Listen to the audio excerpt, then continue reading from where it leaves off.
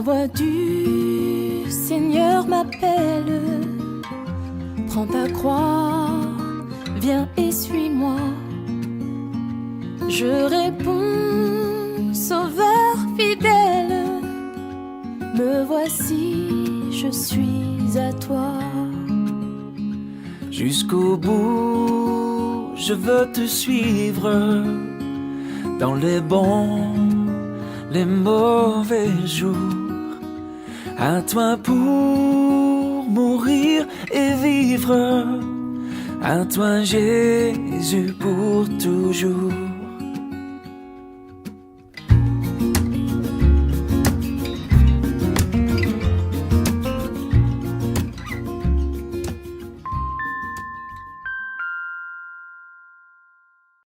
Permettez-moi de vous poser une question. Et s'il ne vous restait que 36 € et que vous deviez quand même subvenir aux besoins de votre famille? Si votre fils se remettait également d'une chirurgie et que ces 36 € étaient le montant exact de votre dîme, que feriez-vous? Je suis prêt à pécher. C'est ce qu'a dit Oswaldino à la caissière de la fédération à Sao Paulo, au Brésil. S'il vous plaît, donnez-moi un reçu avant que je n'utilise l'argent pour moi-même. Même si Oswaldino essayait de rire de la situation, son sentiment était réel. Il n'est pas encore sorti pour vendre des livres cette semaine. Par conséquent, renoncer à cet argent pourrait signifier ne pas avoir à manger à la maison. La tentation était forte, mais Oswaldino a décidé de mettre Dieu en premier, en rendant sa dîme tout d'abord, puis de sortir pour vendre des livres. Alors qu'il s'adressait à son premier client potentiel avec son argumentaire de vente, l'homme a invité un ami à écouter la présentation. Les deux hommes ont non seulement apprécié la présentation d'Oswaldino, mais chacun d'eux a aussi acheté une collection de livres. Et ils ont même payé en avance sans même avoir reçu les produits en main. Quand Oswaldino est retourné à la fédération pour récupérer la commande, il n'avait plus dans son cœur le sentiment de tentation, mais plutôt celui de gratitude et de reconnaissance envers le Seigneur qui lui a permis de prendre soin de sa famille. Lorsque vous rendez votre dîme et que vous donnez votre engagement, demandez à Jésus d'enlever toutes les peurs qui vous empêchent de lui être loyal et fidèle. Permettez-lui de travailler en vous et d'être votre seul et unique maître. Mettons nos désirs en dernier et Dieu en premier.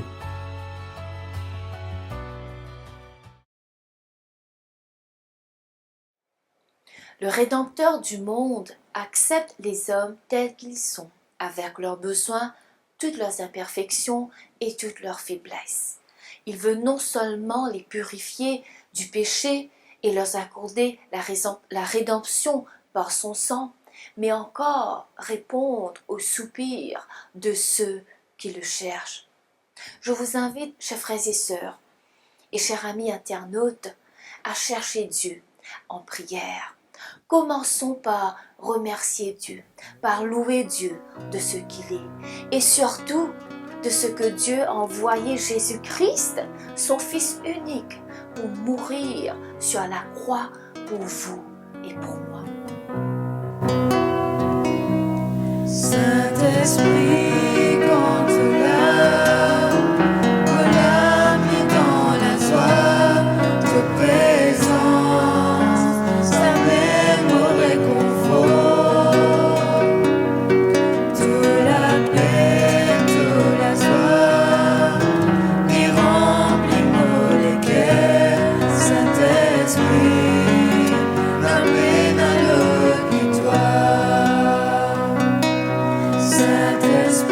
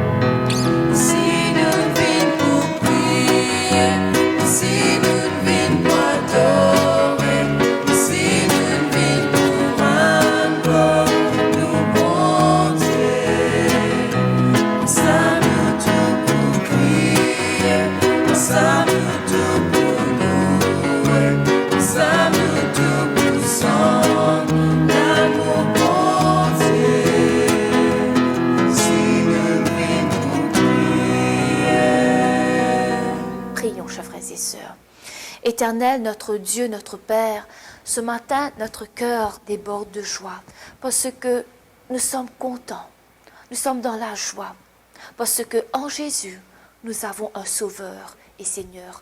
En Jésus, nous avons l'accès au royaume des cieux. Père éternel, nous la vie est incomplète quand tu n'es pas présent dans notre vie. Et une vie chrétienne, une vie épanouie et bénie, c'est quand Jésus est présent dans notre vie. Merci pour l'espérance qui te donne nous en Jésus-Christ. Merci de ce que, en ce moment même, nous avons cette assurance que Jésus plaide pour chacun de nous auprès du Père. Père éternel, alors que nous sommes réunis, nous tes enfants, devant toi, en ce sabbat matin, d'un cœur sincère, Seigneur Dieu, nous te disons merci. Merci de ce que nous avons Jésus présent dans notre vie. Écoute ma prière, au nom de Jésus que je te prie. Amen. Nous allons continuer ce moment de prière.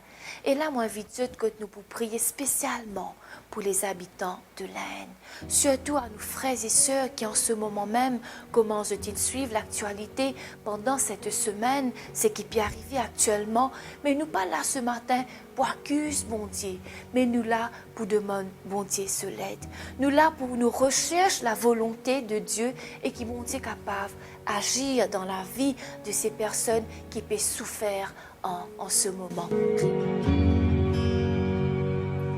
J'ai été brisé, vidé sans espoir. Ta grâce m'a trouvé, m'a restauré. Je n'ai rien à moi, mais tel que je suis, tu me libères, tu me libères. Grâce infinie de notre Dieu qui un jour m'a sauvé. J'allais rendre de lieu en lieu, quand tu m'as retrouvé, et maintenant je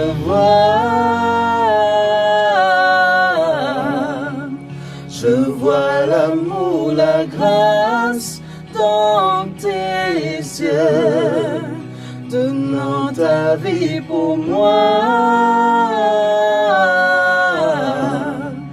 me ramenant de la mort à la vie.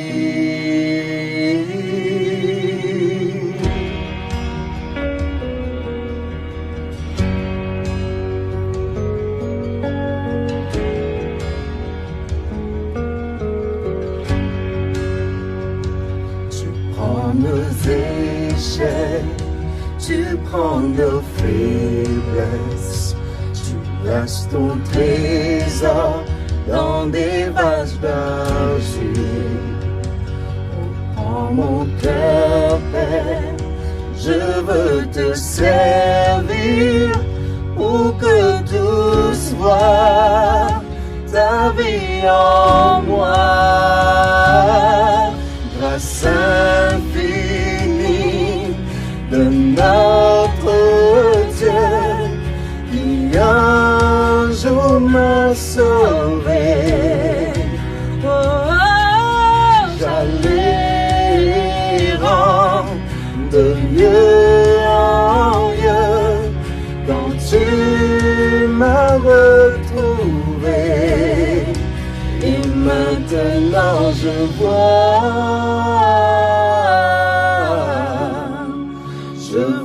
l'amour, la grâce dans tes yeux, donnant ta vie pour moi,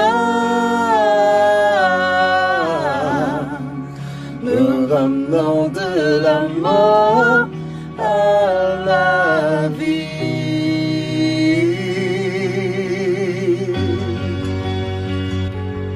Prions, chers frères et sœurs. Seigneur Dieu, comment te dire nous dans ta parole, dans Actes le chapitre 7, le verset 34, Seigneur. J'ai vu la souffrance de mon peuple qui est en Égypte. J'ai entendu ses gémissements et je suis descendu pour le délivrer. Père éternel, ce matin, nos envies intercèdent de tous ces habitants qui peuvent souffrir dans le monde, mais spécialement pour ceux qui habitent en Inde. Père éternel, actuellement, toi-même te peux trouver et te peux entendre ces cris, ces gémissements qui est en ce moment. Nous connaissons qui tu es un bon Dieu qui n'est pas trop sourd pour entendre cela. Nous connaissons qui tu es un bon Dieu, donc te la main n'est pas trop courte pour venir sauver ces personnes qui sont en détresse.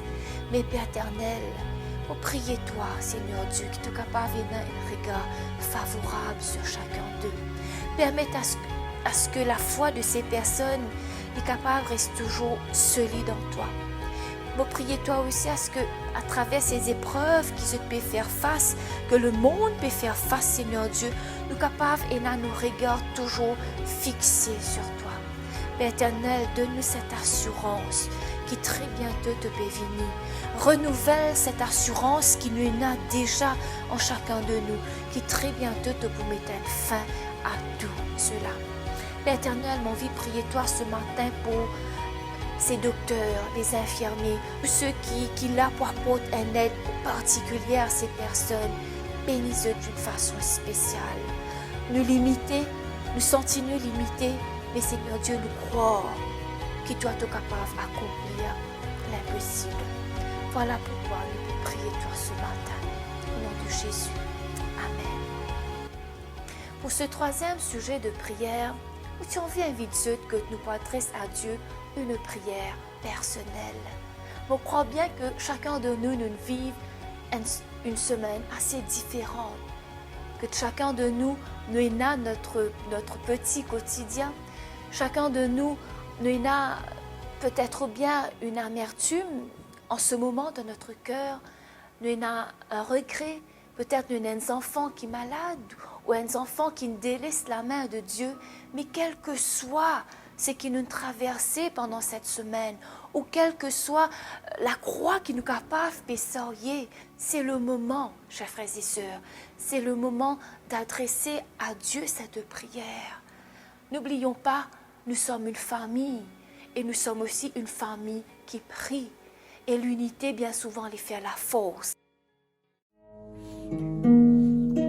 Dieu fidèle, tu ne changes pas.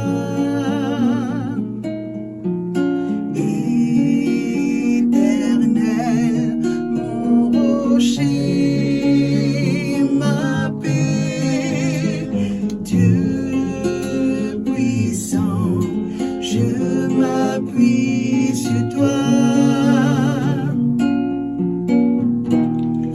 Et je crie vers toi, car tu es mon Dieu. Oui, je crie vers toi, j'ai besoin de toi. Dieu fidèle, tu ne changes pas. Éternel, mon rocher, ma paix, Dieu puissant, je m'appuie sur toi. Et je crie vers toi, car tu es mon Dieu. Et je crie vers toi, j'ai besoin de toi. Voilà pourquoi, chers frères et sœurs, courbons la tête et adressons cette prière personnelle à Dieu. Prions.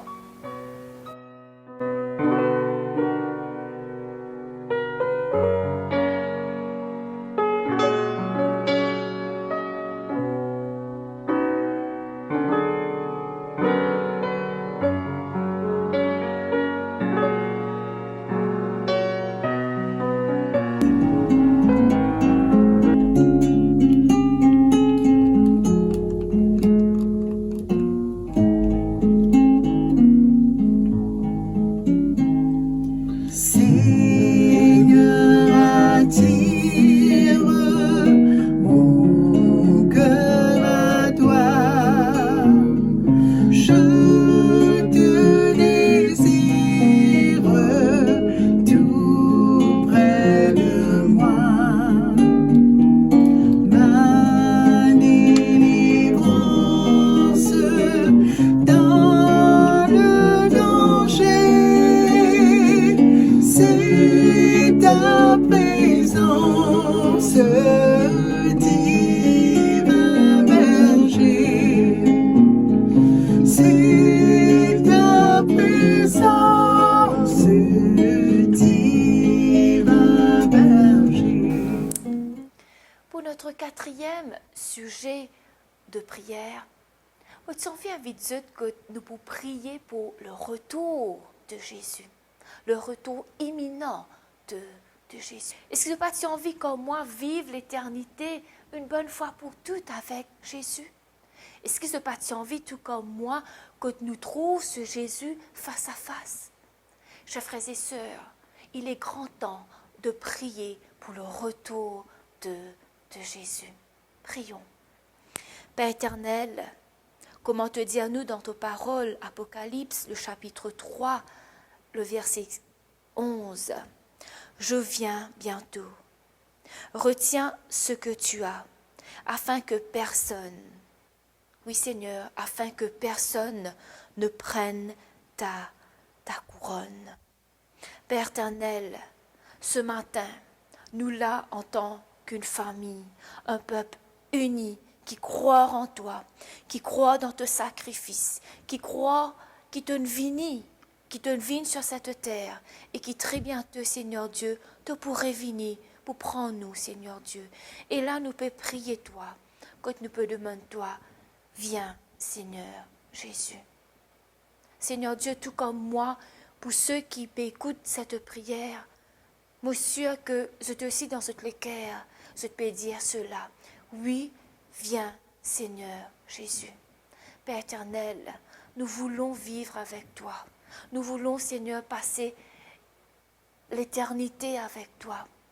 Nous avons envie, Seigneur, qui te mette une fin à tout ce qui nous peut vivre, à cette souffrance, à la pandémie. Voilà pourquoi ce matin, unis, nous pouvons prier toi comme un accord. Et nous pouvons dire toi, viens, Seigneur Jésus. Père éternel, nous pas envie à le ciel tout seul, mais nous envie à le ciel ensemble avec notre famille. Nous envie à le ciel accompagné de nos voisins. Voilà pourquoi, Seigneur Dieu, nous envie que cette bonne nouvelle est capable d'être propagée dans le monde entier. Et alors viendra la fin. Aide chacun de nous qui nous capable sur cette terre accomplir la mission qui te accorde nous. Père éternel, pardonne-nous. Pardonne-nous si toutefois nous nous offensons toi. Pardonne-nous si des fois nous doutons de ton retour. Pardonne-nous si des fois nous doutons de tes sacrifices. Mais là, nos vies, approche-nous et demande-toi, Seigneur Dieu, viens, parce que nous avons besoin de toi. Viens, Seigneur, parce qu'il nous envie de vivre cette éternité avec toi. Seigneur Dieu, te connais ce qui nous peut vivre en ce moment. Et nous demande-toi tout simplement, viens à notre secours. Écoute et fais grâce à la prière de tes enfants. Au nom de Jésus. Amen.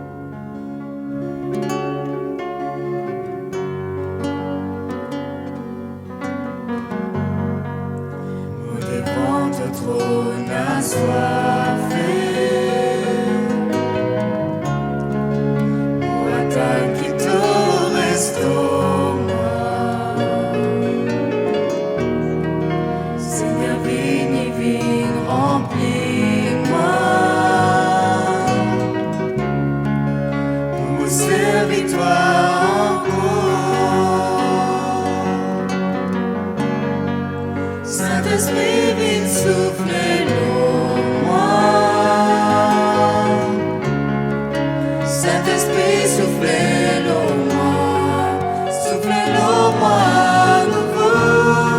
Saint-Esprit, viens souffler en moi. Et remplis-moi encore. Devant ton trône épuisé, pour la force et tente les pas. Si te prends-moi dans les bras, pour servir toi encore. Saint-Esprit, viens souffler en moi. Saint-Esprit, soufflez en moi.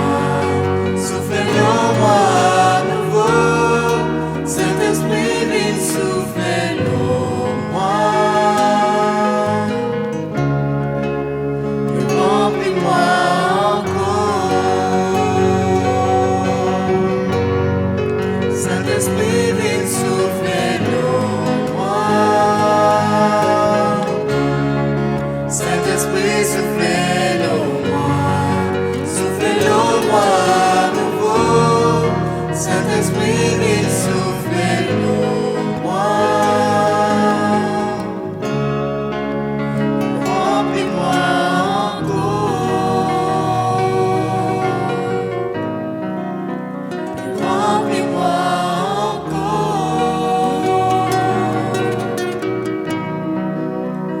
Remplis-moi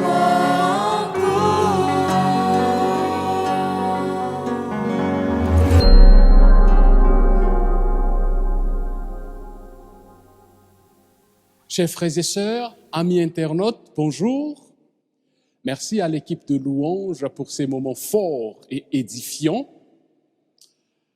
Le message d'aujourd'hui s'intitule « Pourquoi l'enfant innocent doit-il mourir ?» Je vous invite à courber votre front et nous allons prier.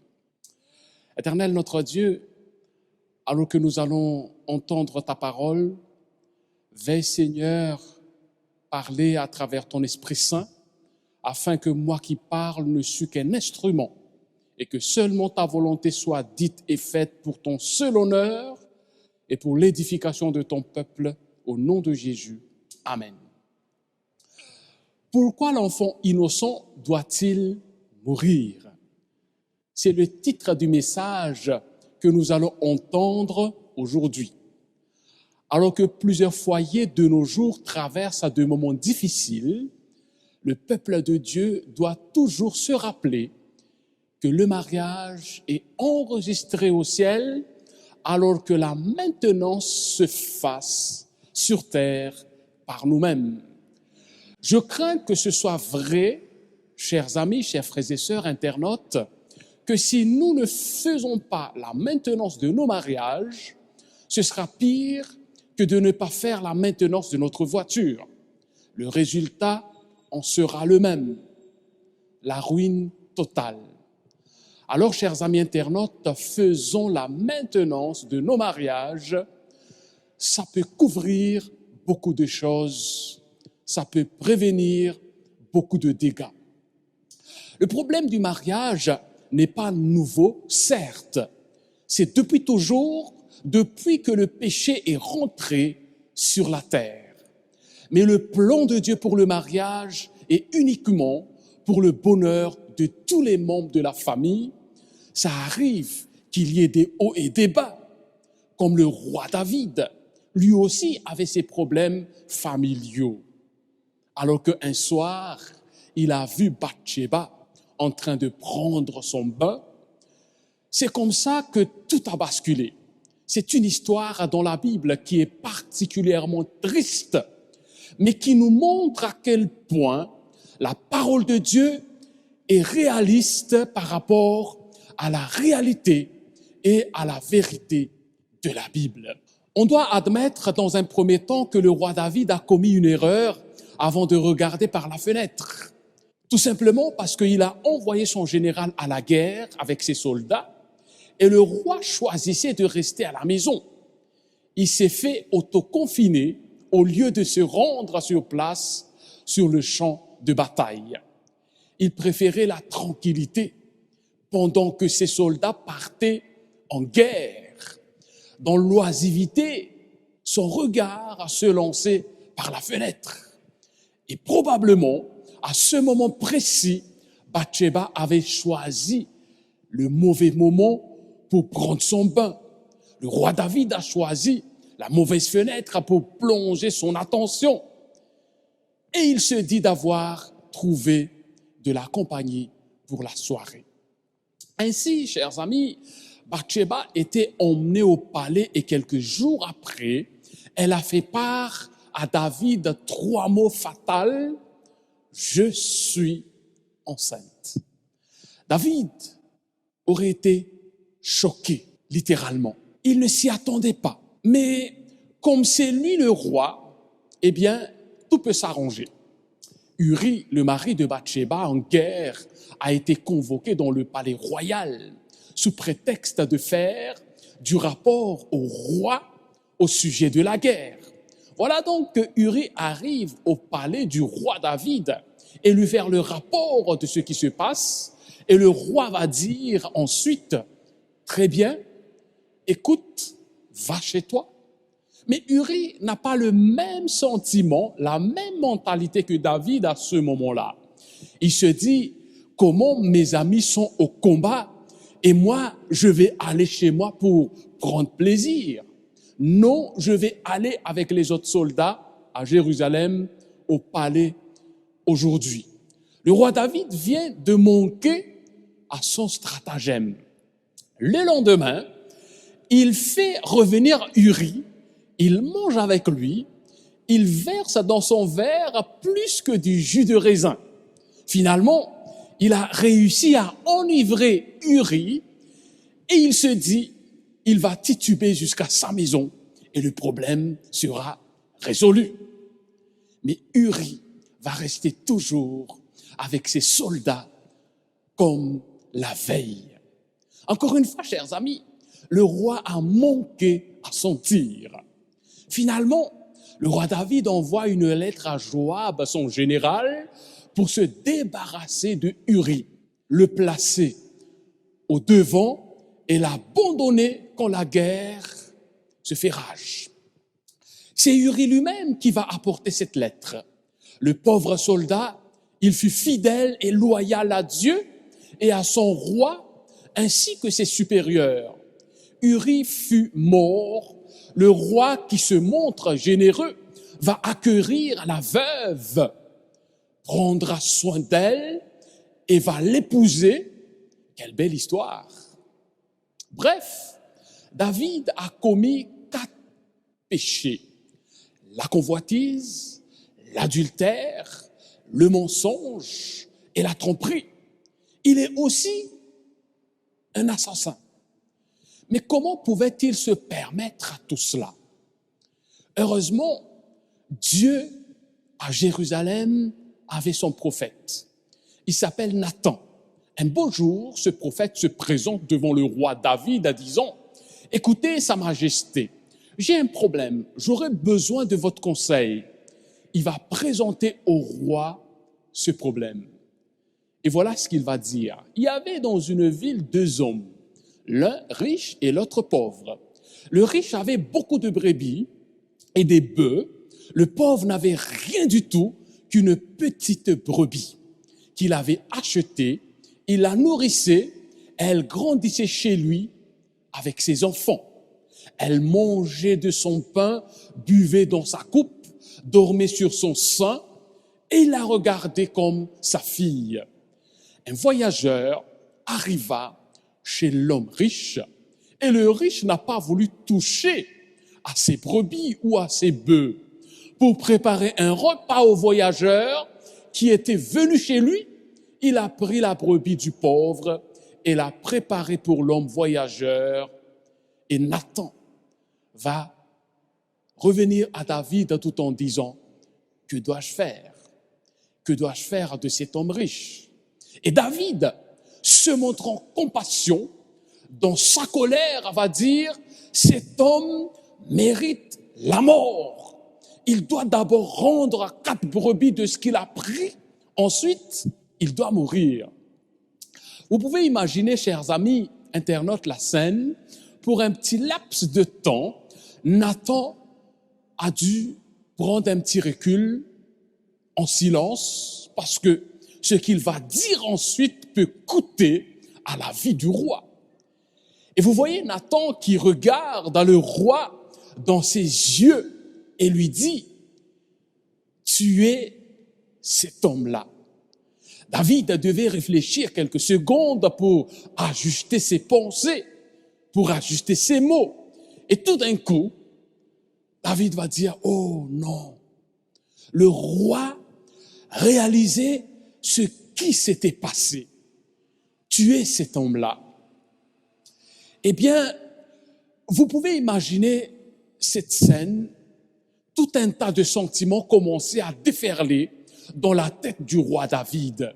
Tout ce qu'il avait refoulé est revenu.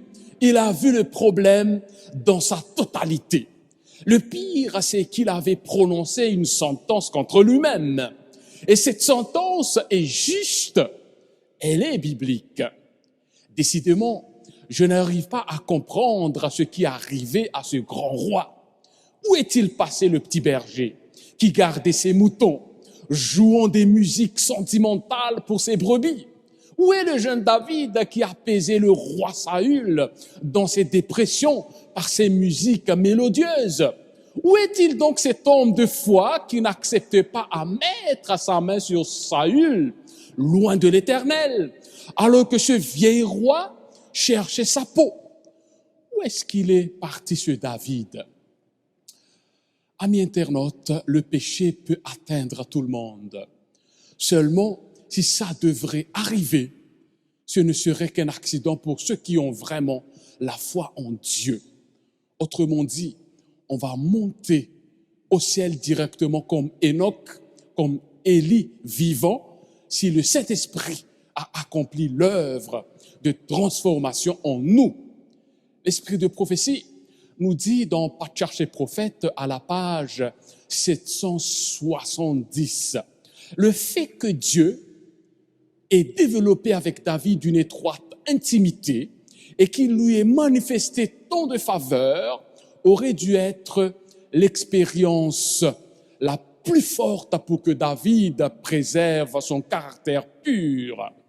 Mais lorsque les aises et le sentiment de sécurité l'ont fait abandonner son attachement à Dieu, David succomba à Satan. Maintenant, je comprends mieux les aises et le sentiment de sécurité. Ça m'interpelle moi aussi, parce qu'en réalité, c'est ça ce que moi je cherche. Se sentir en sécurité, d'être à l'aise. Et soyons honnêtes, chers amis, chers frères et sœurs internautes, que c'est aussi ce que nous cherchons tous. C'est ce que notre société propose et vendre de nos jours d'ailleurs. Et pourtant, j'apprends que c'est justement là que se trouve le début de la chute. À l'aise et le sentiment en sécurité. Voilà ce que nous cherchons. C'est ça qui l'a fait rompre son attachement à Dieu. Autrement dit, le problème est intérieur au moment où il avait ouvert la fenêtre. Cette histoire nous montre que le roi David n'est pas un héros ou un demi-dieu qui a un certain privilège en dessus des êtres humains normaux. Mais il est comme vous et moi. D'ailleurs, tous les personnages bibliques en sont semblables. Je vous invite maintenant à lire avec moi la conversation, justement, au cœur de cette histoire entre le roi David et le prophète Nathan.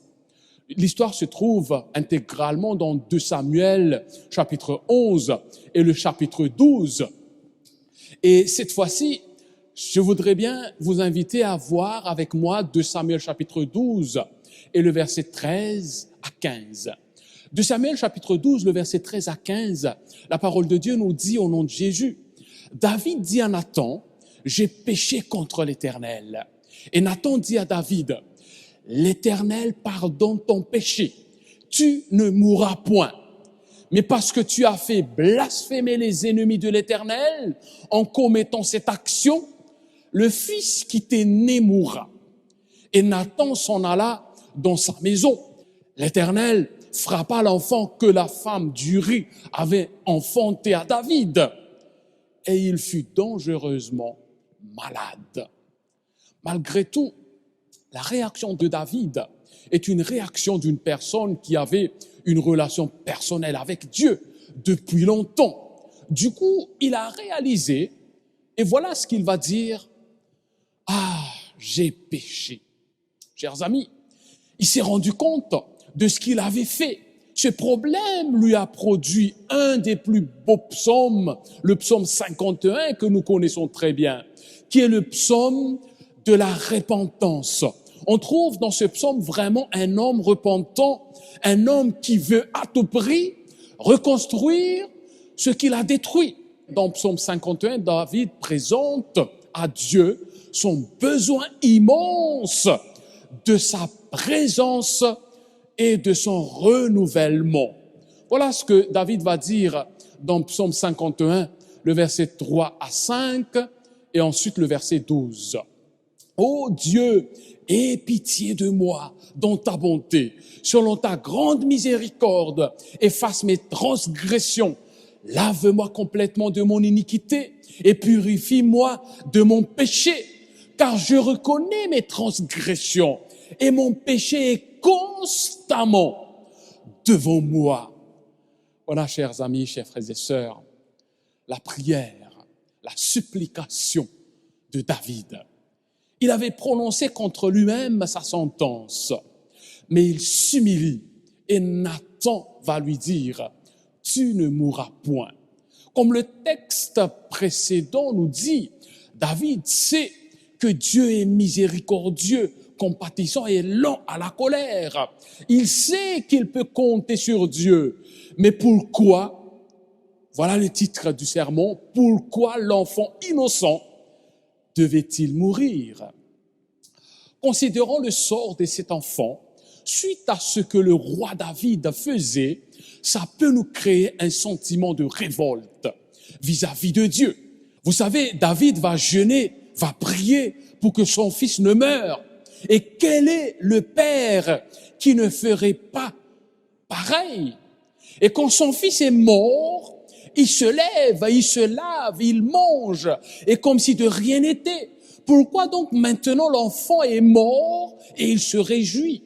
Et David va dire, j'espérais que Dieu allait faire quelque chose. Maintenant, il est mort, je sais que cette sentence est juste. Et je me demande, comment est-ce qu'on peut traiter cette sentence de justice? Dans les Écritures, la Bible nous dit, dans Ézéchiel chapitre 18, par exemple, au verset 19 et 20, vous dites, pourquoi le Fils ne porte-t-il pas l'iniquité de son Père? C'est que le Fils agit selon la droiture et la justice. C'est qu'il a observé et mis en pratique toutes mes lois. Il vivra. L'âme qui pêche, c'est celle qui mourra. Le Fils ne portera pas l'iniquité de son Père, et le Père ne portera pas l'iniquité de son Fils. La justice du juste sera sur lui, et la méchanceté du méchant sera sur lui.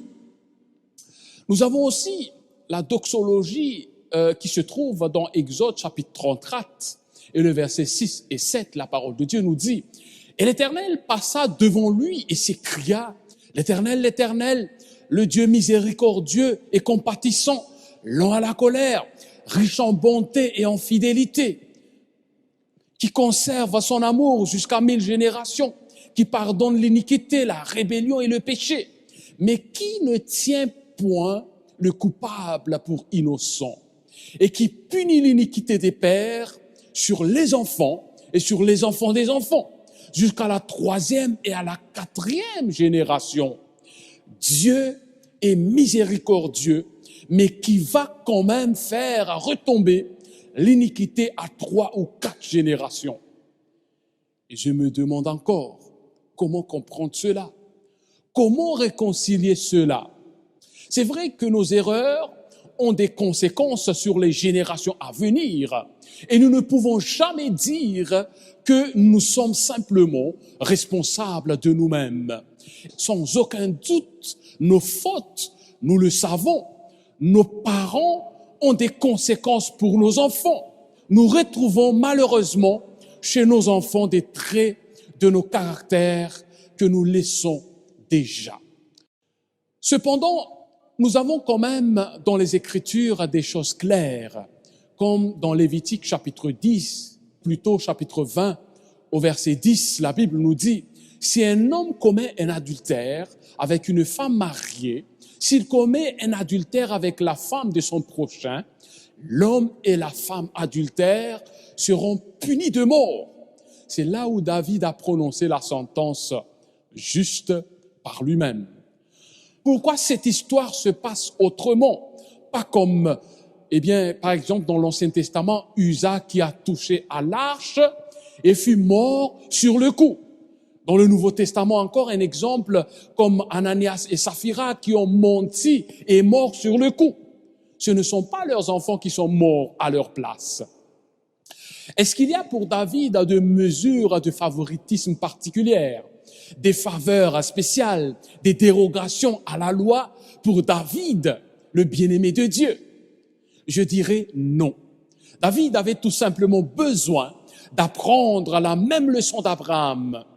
Vous savez, parfois, Dieu a des outils pédagogiques assez forts, des outils pédagogiques qui nous prennent à fois au dépourvu, mais qui ont une force colossale.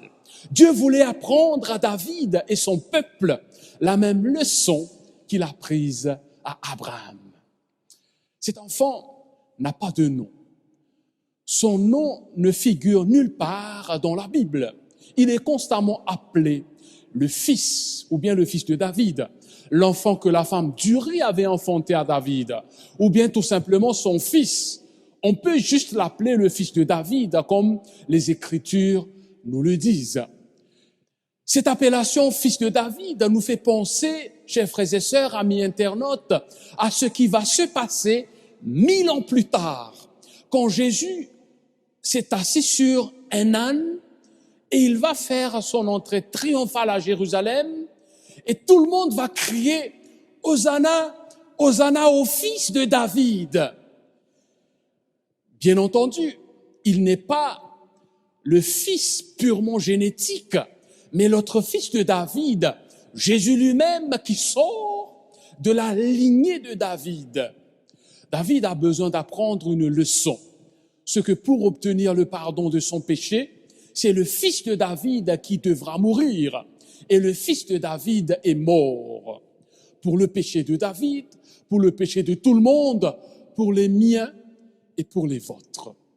De nos jours, on comprend mieux pourquoi l'enfant innocent devait mourir. C'est tout simplement pour nous faire comprendre que le Fils de Dieu doit mourir aussi à notre place. Est-ce révoltant, cette fois-ci, de savoir que celui qui n'a jamais commis aucun péché et fait pécher fut traité comme un des pécheurs, alors qu'il n'a rien fait du mal? Ou bien, est-ce que c'est devenu une affaire tout à fait habituelle et qu'on n'en prend plus trop en considération? On le prend pour acquis maintenant parce que on a lu l'histoire au moins 100 fois. Chers frères et sœurs, amis internautes, rappelons-nous que chaque fois que nous commettons des péchés, nous sommes comme en train de crucifier le Christ à nouveau. Nous sommes en train de trouver plaisir à contempler le Fils de Dieu dans son agonie, mort sur la croix. Et si ça doit arriver, ce serait uniquement, en principe, par accident, pour tous ceux qui se prétendent vraiment croire en Christ. J'apprends en lisant les Écritures que de cette immense injustice de la mort de Jésus, qui n'a rien fait du mal, de cela va sortir la puissance du salut pour vous et moi, chers frères et sœurs, chers amis. David a compris la leçon. Revoyons le psaume 51. Le psaume 51, au verset 18 et 19, la parole de Dieu nous dit « Si tu eusses voulu des sacrifices, je t'en aurais offert. Mais si tu ne prends point plaisir aux holocaustes, les sacrifices qui sont agréables à Dieu, c'est un esprit brisé. Ô Dieu, tu ne dédaignes pas un cœur brisé et contrit. » C'est David qui parle à Dieu ici. David savait très bien qu'il faut faire des sacrifices pour obtenir le pardon. Mais David avait appris que le sacrifice ne te donne pas le pardon. Les sacrifices ne sont que l'expression d'une foi dans un lieu qui pardonne. Mais ce pardon a un prix. Et c'est Dieu qui le paye. Ce n'est pas moi. Des sacrifices, t'en veux. Je peux t'en offrir plein. Mais ce n'est pas ce que tu veux. C'est le sacrifice du moi que tu veux, pas le sacrifice de tous mes animaux. David avait compris cette leçon, que c'est le fils de David qui doit mourir. Et cette histoire révoltante pour nous aujourd'hui n'est plus révoltante par rapport au fils de David, à moins que nous avons perdu la perspective de qui il est Jésus, de qui il est pour vous, de qui il est pour moi. Mais l'histoire continue. Dans 2 Samuel chapitre 12, au verset 24 à 25, la Bible nous dit « David consola Bathsheba, sa femme, et il alla auprès d'elle et coucha avec elle. Elle enfanta un fils qu'il appela Salomon, et qu'il fut aimé de l'Éternel. Il le remit entre les mains de Nathan, le prophète, et Nathan lui donna le nom de Jédidja à cause de l'Éternel. Un autre fils va naître, son nom fut Salomon. Vous rappelez-vous quand Dieu a dit à David, « Tu ne vas pas construire mon temple, car tu as versé trop de sang. Ce sera ton fils qui le fera. » Salomon, d'où sort aussi le mot shalom, la paix. David va confier cet enfant à Nathan, le prophète qui a dit, « Tuez cet homme, il va devenir son précepteur. Et Nathan va lui donner le nom de Jedida, ou bien le bien-aimé de l'Éternel, Jedidja. Cela nous rappelle ce que l'Évangile nous rapporte. Quand Jésus a pris son baptême et qu'une voix se fait entendre dans le ciel et va dire « Celui-ci est mon fils bien-aimé, à lui j'ai mis toute mon affection ». Ce deuxième fils de David est une autre dimension de Jésus. Non pas celui qui va venir et qui va mourir à ma place seulement, mais celui qui est le bien-aimé de l'Éternel. Celui qui, à cause de sa victoire, pourra être le roi des rois, le grand roi. Donc Salomon est encore une image de ce Jésus qui est le roi des rois, un roi de paix, le prince de la paix, comme on voit dans l'Ancien Testament. C'est le roi de la paix, peu importe de quelle famille je suis sorti. En recevant Jésus pour mon propre sauveur et mon roi, celui qui désormais prend le contrôle de ma vie, il peut tout faire changer. Mes parents se sont séparés alors que j'étais encore très petit. Mais quelle que soit la situation que nous vivions, la famille céleste à travers Jésus peut tout réparer dans notre famille, chers amis. Comme il l'a fait à moi, il peut le faire aussi pour vous. Venez seulement au pied de la croix. Jésus est mort à notre place pour nous donner sa justice. Voudras-tu, cher internaute, l'accepter comme ton propre sauveur? Si tu l'as déjà fait, tu es invité aussi à l'accepter comme ton roi. Jésus ne veut pas seulement mourir pour toi. Il veut aussi être ton roi, celui qui prend le contrôle de ta vie. Il veut aussi être ton maître, celui qui conduit ta vie maintenant et jusqu'à son retour. Et tu dois te séparer absolument du péché, de la haine, de la jalousie, du plaisir de ce monde. Si tu n'es pas en bon terme avec quelqu'un, tu ne pourras pas continuer ainsi à marcher à la fois avec Jésus. Ainsi, tu trompes Jésus et tu te trompes toi-même à la fois. David avait sa faiblesse, certes, mais il a écouté Dieu. Il était attentif à l'invitation divine. C'est aussi ton tour maintenant. C'est mon tour maintenant. Si Jésus te visite à cet instant, l'accepterais-tu avec humilité son invitation? Emmèneras-tu ta famille au pied de la croix pour entendre le Saint-Esprit te parler, vous parler? Le maître de la famille, Jésus va revenir très bientôt. Celui qui est mort injustement reviendra comme le roi des rois et le Seigneur des seigneurs. Il veut retourner pour toi, pour moi, pour ceux qui l'acceptent comme sauveur et roi. Nous allons prier. Éternel notre Dieu, combien nous sommes heureux, rassurés à cet instant d'entendre que tu es le Dieu qui est miséricordieux, qui est compatissant. Alors que nous avons tous nos faiblesses, tu veux, Seigneur, nous sauver. Tu veux nous délivrer. Tu veux nous transformer. Mais pour que cela puisse réellement s'accomplir dans notre vie, nous devons t'accepter comme notre propre sauveur. Nous devons te recevoir comme notre roi, celui qui prend le contrôle constamment dans notre vie. Aide-nous, Seigneur, à marcher droitement avec toi. Aide-nous à te laisser demeurer dans nos cœurs. Aide-nous à vivre dans l'humilité.